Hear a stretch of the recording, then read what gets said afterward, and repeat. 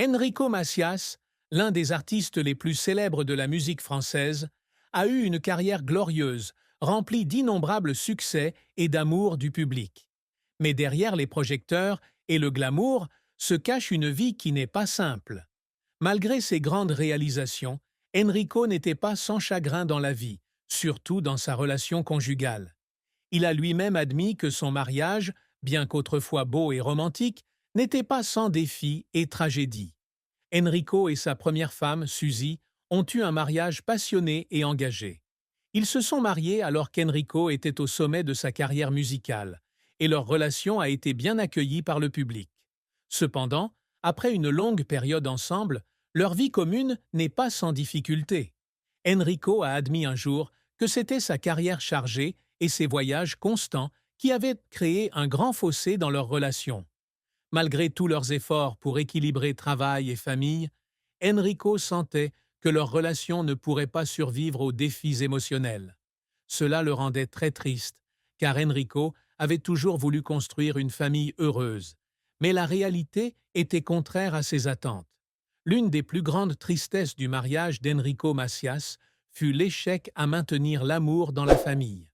Même s'ils avaient des enfants ensemble, la distance émotionnelle entre eux devenait de plus en plus grande. Enrico a partagé que, même s'il aimait beaucoup sa femme, il ne pouvait s'empêcher de sentir que la relation n'allait nulle part. Le manque d'affection au cours des dernières années de son mariage lui a causé une grande douleur. Après la fin de ce mariage, Enrico avait le sentiment d'avoir perdu une partie importante de sa vie. La plus grande tristesse dans la vie d'Enrico Macias ne venait pas seulement de son mariage malheureux, mais aussi des grandes épreuves de son passé. Né dans une famille juive algérienne, Enrico a été témoin d'événements historiques douloureux. Il a grandi dans des conditions difficiles et a été inévitablement soumis à des chocs culturels et sociaux lorsque sa famille a dû quitter son pays d'origine en raison de conflits politiques. Pour Enrico, la perte de sa patrie, ainsi que le fait de voir sa famille quitter l'Algérie et émigrer en France, lui ont laissé une profonde blessure émotionnelle. Les souvenirs de sa lointaine patrie ont hanté Enrico tout au long de sa vie. Cette distance lui faisait ressentir une tristesse inconsolable dans son cœur. Même s'il vivait en France, Enrico a toujours eu le sentiment qu'il lui manquait une partie de ses racines, une partie de sa culture et de son identité originelle.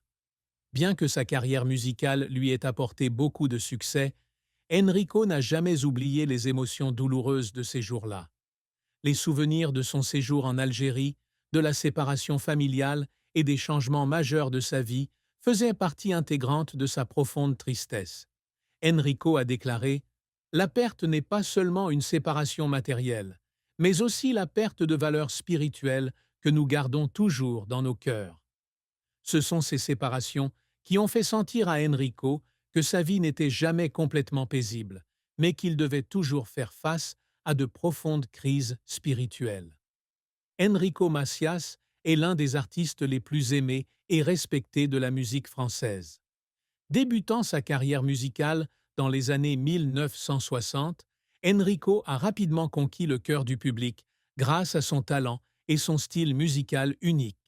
Ses chansons sont fortement influencées par la musique algérienne, combinées à des mélodies françaises, créant une combinaison spéciale que le public ne peut oublier. Enrico avait des chansons célèbres telles que Les filles de mon pays, Adieu mon pays et Maldonne, des chansons qui, à chaque fois qu'on les écoute, font ressentir le romantisme et la nostalgie de sa patrie. Cependant, la carrière d'Enrico n'a pas toujours été une sinécure. Après des années de grands succès, il a également rencontré des échecs qui n'ont pas été faciles à surmonter. Les changements dans les goûts musicaux et les nouvelles tendances dans l'industrie du divertissement ont rendu impossible pour Enrico de maintenir sa forme antérieure.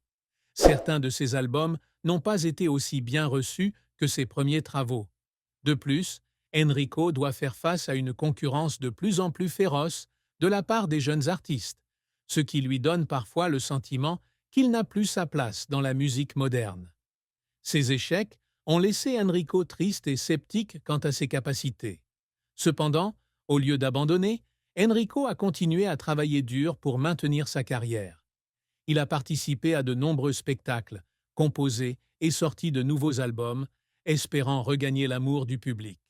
Bien que ces défis lui aient causé beaucoup de douleur, c'est sa persévérance et son amour de la musique qui ont aidé Enrico à tout surmonter.